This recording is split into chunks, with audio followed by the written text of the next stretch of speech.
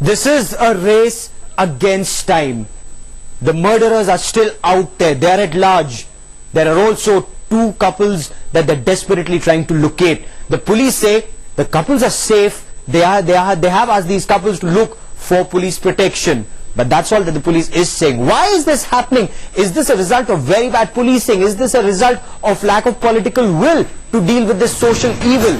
3 honor killings in 3 days, and yet the Delhi police are completely clueless. Where are the killers? Who is shielding them?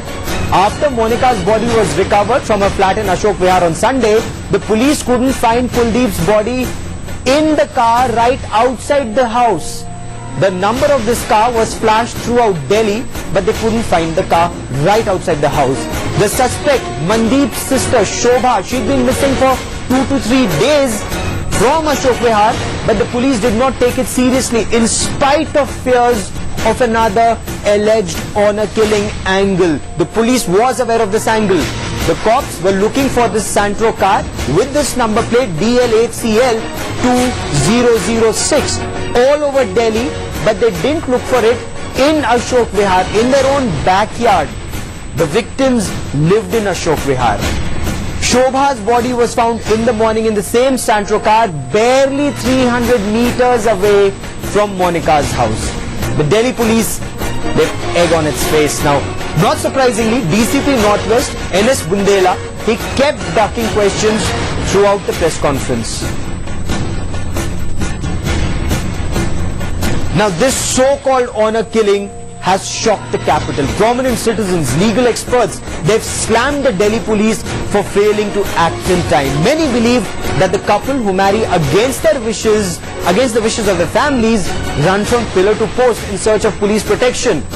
Often, the police actually side with the families. Let's listen in to former Super Cop Kiran Bedi. Let's also listen in to TV actor Smriti Irani.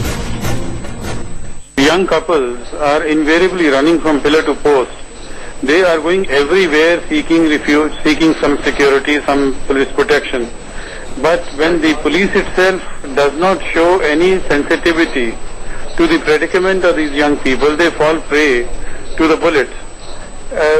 There is a certain responsibility even with the police of preventing crimes. And when reports are made that these young people are receiving threats, the police should act at that time and they can save human lives. And at that time they say the police, does not attach any importance to its preventive responsibility under the law. And they wait for a crime to take place, only then they stir into activity. This is not the right attitude. Police role is determined with what, if any information came before, or else it takes up an investigation and what further comes up during investigation. But remember, these are the mindset of a civil society, which we call civil. It's not a civil society. It's a casteist society. It's a narrow society. It's a small society. It's a closed-minded society. It's literally an uneducated society. It's a brainwashed society you're talking about. So therefore, we are not talking, civil society is one which embraces humanity as it is. An uncivil society